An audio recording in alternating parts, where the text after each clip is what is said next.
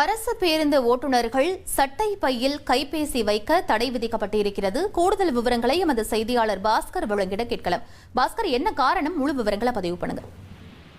இந்த பேருந்து இயக்கத்தின் போது ஓட்டுநர்கள் கைபேசி வைத்துக் கொண்டு பேசுவதும், அதே போல அது தொடர்பான தொடர் நடவடிக்கையில் ஈடுபடுவதும் தொடர் புகார்களாக போக்குவரத்துறைக்கு வந்த வண்ணம் இருந்தது. ஏற்கனவே இருக்கக்கூடிய நடைமுறையில போக்குவரத்து இயக்கத்தின் போது ஓட்டுநர்கள் கைபேசி பயன்படுத்தக்கூடாது என்பது கடுமையான உத்தரவாக பிறப்பிக்கப்பட்டிருக்கிறது.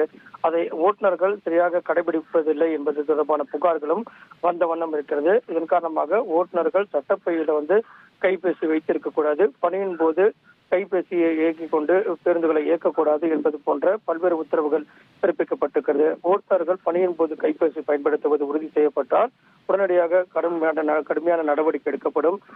அங்கங்க போக்குவரத்து ஆய்வாளர்கள் எல்லாம்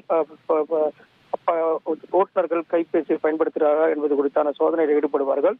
அப்படி சோதனையில் ஈடுபடும் போது கைபேசி வைத்திருப்பது உறுதி செய்யப்பட்டால் அவர் மீது துறை ரீதியான நடவடிக்கை எடுக்கப்படும். ஓட்டுநர்கள் பணியின் போது கைபேசி பயன்படுத்துவதால் அவ்வப்போது உயிரிழப்புகள், பெரும் விபத்துகள் ஏற்படுவது ஆய்வறிக்கையில கண்டறியப்பட்டிருக்கிறது. இதன் காரணமாகத்தான் ஓட்டுநர்கள் பணியின் போது கைபேசி சட்டப்பையில் வைத்திருப்பதும் குற்றம், பயன்படுத்துவதும் குற்றம் என்பதுதான் தற்போதைய உத்தரவாக இருக்கிறது. இந்த உத்தரவை கடுமையாக பின்பற்றப்பட வேண்டும். கைபேசியை பயன்படுத்துவதும் கைபேசியை வைத்திருப்பதும். அரசு பேருந்து ஓட்டுநர்கள் சட்டை பையில் கைபேசி வைக்க தடை விதிக்கப்பட்டிருக்கிறது. கூடுதல் விவரங்களை எமது செய்தியாளர் பாஸ்கர் வழங்கிட கேட்கலாம். பாஸ்கர், என்ன காரணம்? முழு